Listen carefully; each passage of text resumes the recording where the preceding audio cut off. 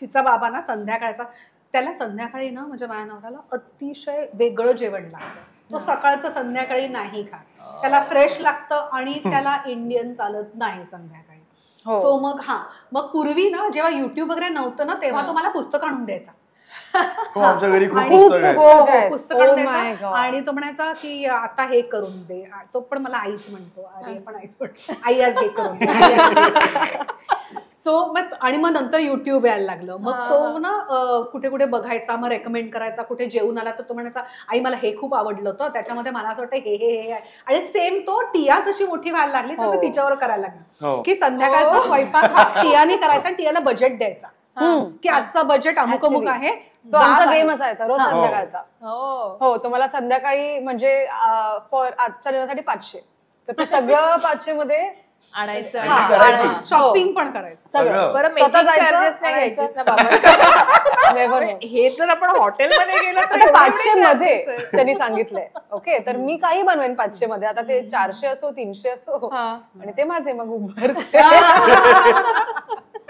बरं, तो असा पण करायचा माहितीये का की तो बाहेरून पण मागवायचा, टियानी केलेलं सुद्धा असायचं. आणि मग मला सांगायचं आता ओळख कुठलं बाहेरचं आहे, म्हणजे हॉटेलमधून आणलेलं कुठलं आणि टियानी, आणि नाही कळत, खरं कळत नाही. तिच्या बिर्याणी म्हणू नकोस, तिचं तिरामिसू म्हणू नकोस, ती अगं ते लिक्युअर सिनेमन रोल्स, तिचं kathi roll. Oh my God, she makes lovely food. Wow. आणि आता मी हे सगळं मिस करणार आहे. खरंच ती मॅडम आता चालल्या दिल्लीला. दिल्ली. बरं, तुम्हाला मला आणखी एक विचारायचंय की तुमचा जन्म सेलिब्रिटी घरात झालाय की जे ऑलरेडी त्याच्या भोवती वलय आहे, त्यामुळे असं असतं बऱ्याचदा शाळेमध्ये पण त्यावेळेला आजीच्या सिनेमांना किंवा घेऊन लोक ती क्रेज असेल त्यांच्या मुलांच्या पालकांमध्ये वगैरे त्यावेळेला, आणि आई पण ऍक्ट्रेस आहे. सो एक वेगळी ट्रीटमेंट मिळायची का, आणि ती मिळाली तर त्याचं तुम्हाला दडपण अजूनही येतं का, किंवा तुम्ही कशा पद्धतीनं स्वतःला असं म्हणतात ना ती गची बाधा होऊ नये, आपण कोणतरी असे आहोत ते न होता आपण खूप डाऊन टू अर्थ राहायचं, हे घरातून कसं तुम्हाला फिडिंग केलं गेलंय त्याचं, आणि तुम्ही स्वतः कसे राहता? तर शाळेत सगळे ओळखायचे आईला, म्हणजे आजीला आईला, आणि सगळे एकदम एक नंबर सगळ्यांचे फॅन्स होते फक्त. म्हणजे आई कधी येणार शाळेत मीटिंग साठी, आई येते आई नाही येते, हो शूटिंग आई नाही येणार, पण मग एकदम सारखं विचारत आहे आज का नाही आली, हे का नाही करत आहे. तर मग म्हणजे असं हे ना तो मेनली एन्व्हायरमेंट होताच पहिले. But also we are very proud की आम्ही बघतोय ते की दोघे आई बाबा आणि आजी सगळे एवढी मेहनत करतायत, तर वी नो की आम्हाला काय करायचंय आणि वी नो की we have to live up to that. असं म्हणजे वी कांट फॉल शॉर्ट, बिलकुल नाही. तर we also work extra hard ते बघून की आता सेलिब्रिटी आहे, आपण अजून राहायचं आणि we take it forward. That is the main goal. तच.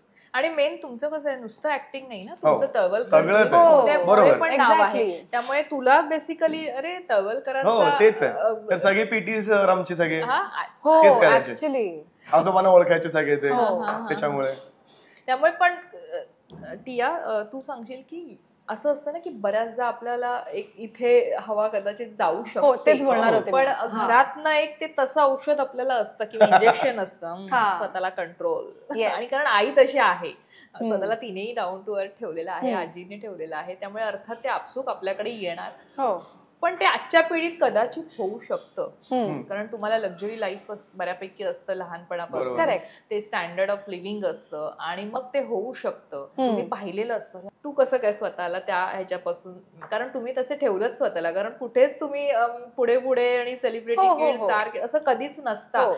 आई जशी बोलली की ती जेव्हापासून फॅमिलीमध्ये आली आहे तेव्हापासनं आजी आणि हे नाव, एवढं मोठं नाव स्मिता तळवलकर, ते घरात येऊन नाही वाटत ती अशी स्मिता तळवलकर, यु नो. तर लहानपणीपासूनच आम्ही ऍक्च्युली घरी जेव्हा असायचो तेव्हा आमच्यासाठी ती आमची आजी आई बाबा असेच आहेत ना. आमच्यासाठी आम्ही काय नावानी स्मिता तळवलकर नाही बोलत. असेल ते केलं.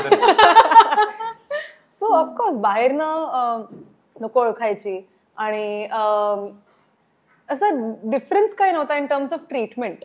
ओके, पण ग ची बाधा किंवा असं मान खूप होता, म्हणजे there was a lot of respect for the work that they were doing, you know.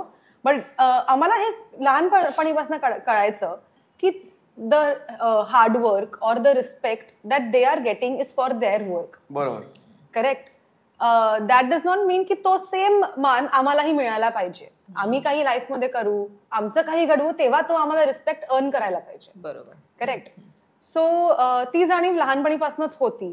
And more than आम्हाला ती हवा डोक्यात जाणं, it was a lot of pride की आमची आजी एवढी मोठी कलाकार आहे. कलाकारच नाही, खूप काय काय ऑनेस्टली.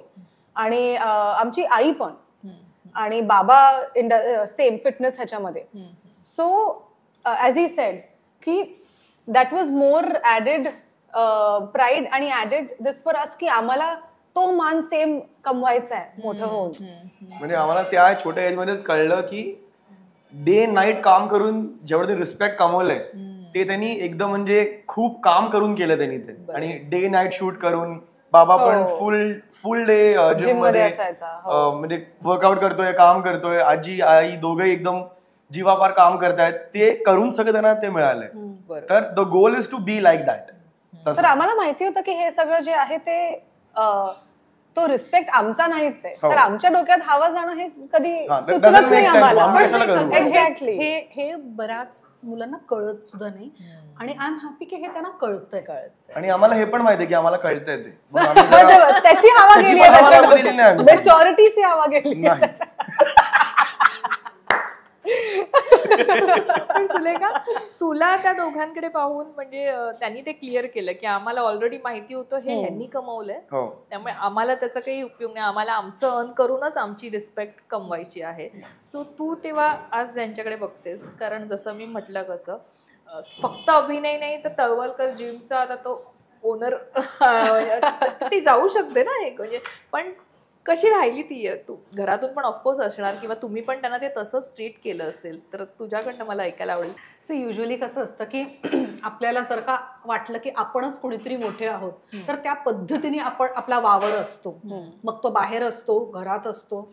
घरात सुद्धा नाही म्हटलं तरी कुठेतरी तो मीपणा येतो जो आमच्या कुणातच नाही आहे. कदाचित स्मिताताईंना सुद्धा किंवा मला सुद्धा किंवा माझ्या नवऱ्याला सुद्धा किंवा इवन मधुकर तळवलकर आमचे माझे सासरे pioneer in the fitness industry, त्यांच्यामुळे आज आम्ही सगळेजण आहोत. तात्यांमुळे म्हणजे माझ्या सासऱ्यांचे वडील, त्यांच्यामुळे आम्ही सगळे जण आहोत. पण कुणालाच हा ॲटिट्यूडच नव्हता, ना बाहेर ना घरात. आणि आपण तेच बघतो आणि तेच शिकतो.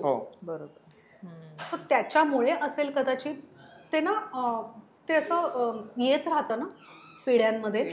तर जर का ते आमच्या वरच्या पिढ्यांमध्येच नव्हतं तर ते आमच्याकडे कसं गेलं आणि आम्ही तरी ते कसं पास ऑन करू ना.